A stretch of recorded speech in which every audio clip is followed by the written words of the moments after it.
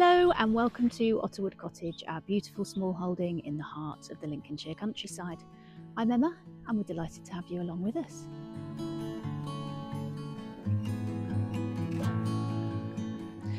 It's an exciting day today, day one of our week off, and today we are getting started on digging out the pond and marking out the land ready for pathways, woodland, and a whole host of other bits and pieces that we are hoping to achieve this week. As always, we've probably overplanned for what we can achieve, but we're going to aim high, see what we can get through and make the most of this week. You can expect lots of updates this week. We'll keep you abreast of what's going on.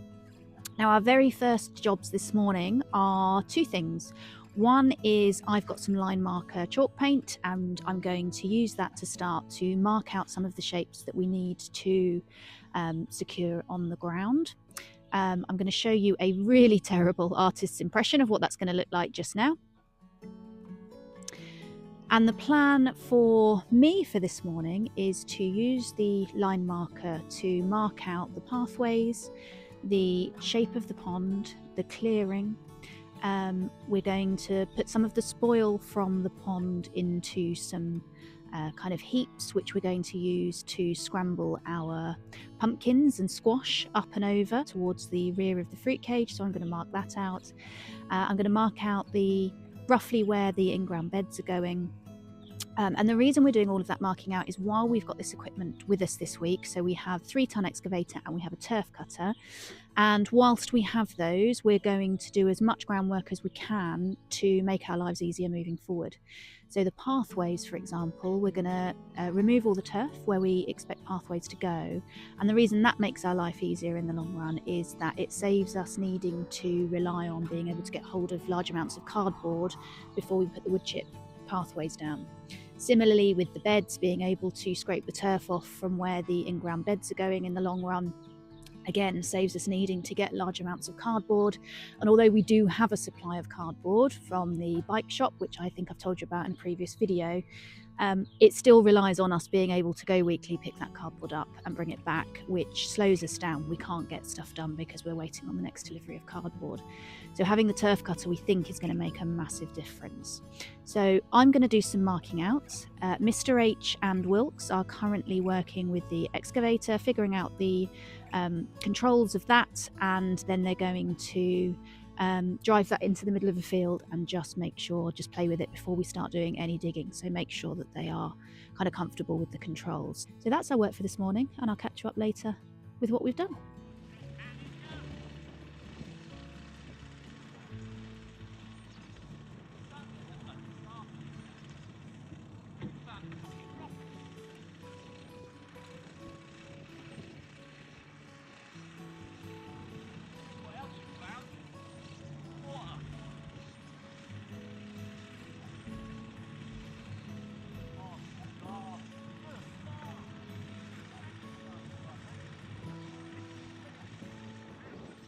So the plan for the pond depth-wise is that the kind of majority of the depth will be around 1 metre, with a couple of deeper 2-metre holes at the bottom for wildlife that wants more protection and also to help with holding water. So to help us with that as we're digging the pond, we're just going to mark up this piece of wood with a 1 metre and a 2-metre depth so that we can very easily and quickly check how deep we've got to. So first job with my line marker is to mark that out.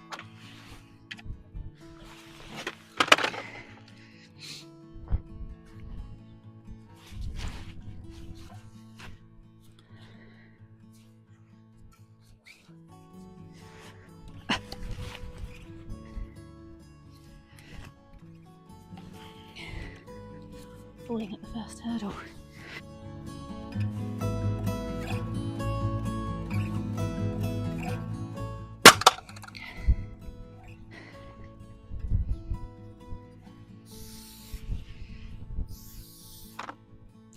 So my plank of wood is marked to 1 metre here, and then the wood itself is just under 2 metres, so we'll just leave that as it is. Managed to break the cap in the first 5 seconds of opening this, but I'm not too worried. We've got a lot of marking to do. We've got 6 cans of these. I suspect we're going to go through at least 2 or 3 of them today.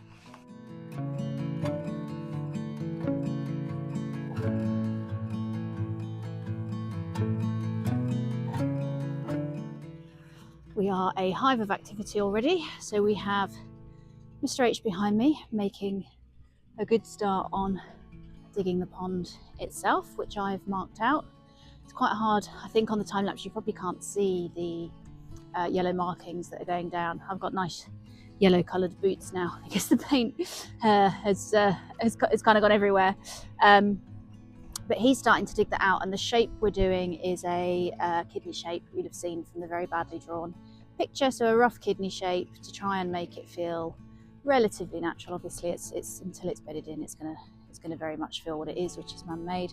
And then over here we've got Wilkes on the turf cutter, currently cutting the pathway, so the long pathway you've seen us building over a period of time, where we've been getting the cardboard and then the wood chip a bit at a time. We are cutting that, we're cutting the turf off that. We knew coming into this that we were going to have an issue with the fact that the ground is so wet, and that is proving to be the case. So the turf cutter in particular is struggling in the very wet areas where the swales are. Unsurprising, the wheels are spinning when it gets to those bits, and then the turf cutter doesn't want to work, but he's doing an absolutely grand job in quite difficult circumstances. He's going to do what he can, and then we'll move the turf away, and if we do have to do some hand digging later, then so be it, but it will have broken the back of it for sure. My next job is we are going to, in the pond, have an island in the middle. So it's not that big a pond. I'd say it's probably a good sized pond for a small holding, a tiny pond for a farm, but we are going to have a small island in the middle, and the purpose for that is, one, it gives more edge, and edge is what wildlife needs with ponds more than anything else. So the more edge we can have, the better. Two, it helps use some of the spoil from the pond digging in a way that isn't intrusive on elsewhere on the property. And three, eventually we've seen somebody who's got a area in the middle of their pond as an island, which they've put their duck house on, which then means that the ducks, certainly through the winter anyway, are safe from Mr. Fox. With a kind of bridge that goes across, just a plank that goes across when you want to get across to them. So we thought that was a really fantastic idea, and although ducks aren't on the cards immediately, they are in our long-term future, so we're planning for the long-term future with the ducks. So I'm going to go and mark that out next, at which point I'll update you again. See you soon.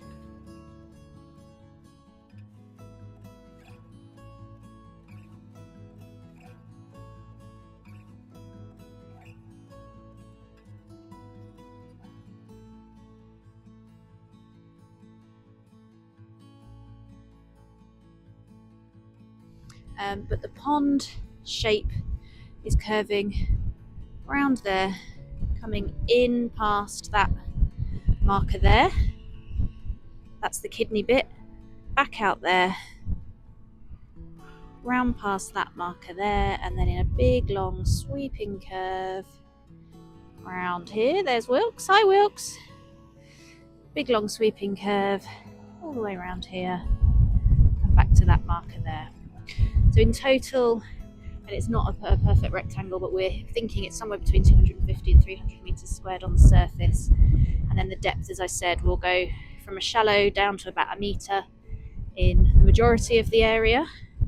And then in a couple of places in the kind of pokey out bits of the kidney, for want of a better description, we'll go down to 2 metres, which will give us that extra bit of depth. And if I bring you over here and try not to make you feel too dizzy as I do it, then we can see the progress being made with the turf cutter.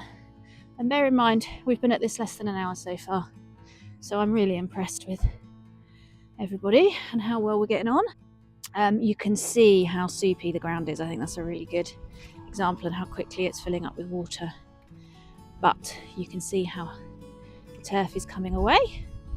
I think this bit's been pretty tricky and boggy, and the gutter's just getting stuck, so I may need to come along later with a shovel and the wheelbarrow and move some of that turf over here, which is where in future our compost bays are going, so the turf can go over there. And then some of the spoil from what Mr. H is digging will eventually end up here in a kind of long, thin, sausage shape hillock, and we'll use that it'll give us extra space in which to scramble our pumpkins and squash up and over when we come to grow those. So it'll be the clay soil to start with, and then topsoil over the top. So the topsoil is what he's currently removing and putting in a pile over there, ready to move later. So they're the plans. I think my next thing is going to be to start marking out the beds. So these are the in-ground beds, and they at the moment are shooting off at an angle where they'll end up in the pond if we keep them on this angle. So they're going to need to start to curve around to follow the edge of the pathway. And one of the things we're going to do once the pond is dug is dig a trench around it, and then a trench which goes along here, past the fruit cage, and towards that ditch over there. And that eventually, when we've got some more pennies, will be filled with pea shingle and then perforated pipe, and that will act as a way to stop when we do get ducks and other creatures coming in and out of the pond. We'll stop that getting too muddy around the outside because it'll drain the water away. But also, should the pond ever overflow, then it will take the overflow into that ditch. So that's the plan for the pond. I'm going to get my line markers out again and start looking at the beds. Okay, about 3 hours into the day, Mr. H is making good progress around the perimeter of the pond. So he's digging. I can't do that. Mr. H is making progress around the perimeter of the pond. Wilkes has been transferred his efforts to along the back of the fence line, which is where we are going to be putting the rabbit fencing. We thought it might be a little bit drier along there, which it is, but still the turf cutter not particularly enjoying life back there. So a little bit of kind of change of plans as to how we're going to do things in that space, but we're still cracking on with that. And then I have been, let me just turn you around. So I have been marking out the growing area, and I have marked out we had a bit of one of those moments where you query why you've done something, and we were querying why we haven't taken this bed all the way up to the pathway, because we've actually no need for a second grass path alongside the wood chip path that we've already got.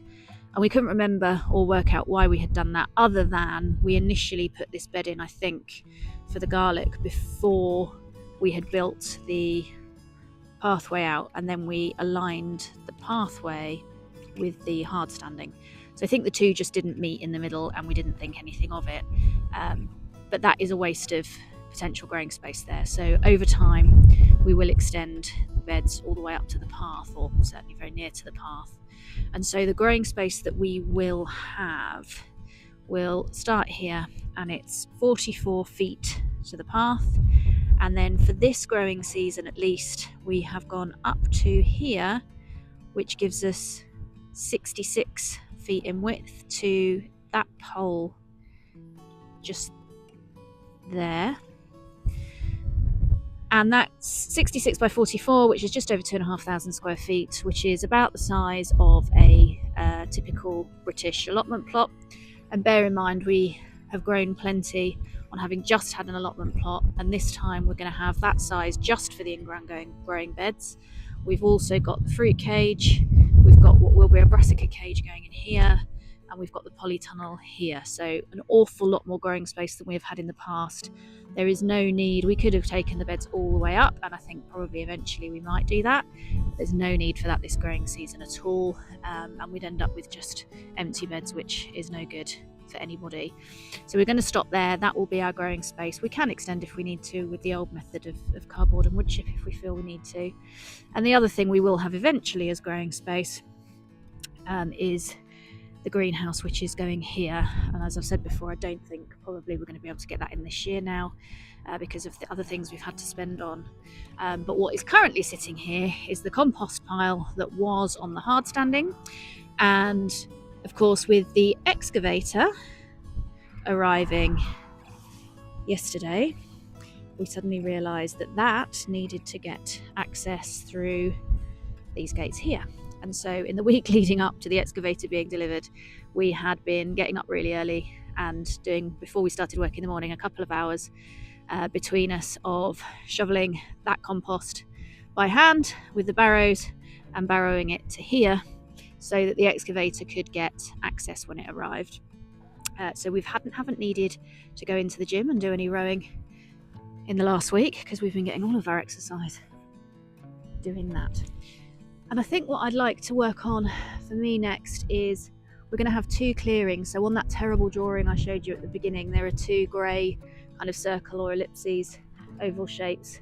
One which will be, let me find, one which will be next to the pond itself, and one which is going to go over in that corner there, which is next to the entrance to Piggy Paradise. So we're going to have 2 clearings in the woodland where we can sit in the shade of the trees one day, do some barbecuing, maybe camp out if we wanted to, maybe have people come and stay if they wanted to and camp here. So we're going to keep 2 clearings, and I'm going to mark those out next, I think, and I'm going to do that with the measuring tape, a stake in the ground, and then stake in the ground in the centre, use the measuring tape as a compass to draw the circles. All the while Mr. H digging away like a trooper.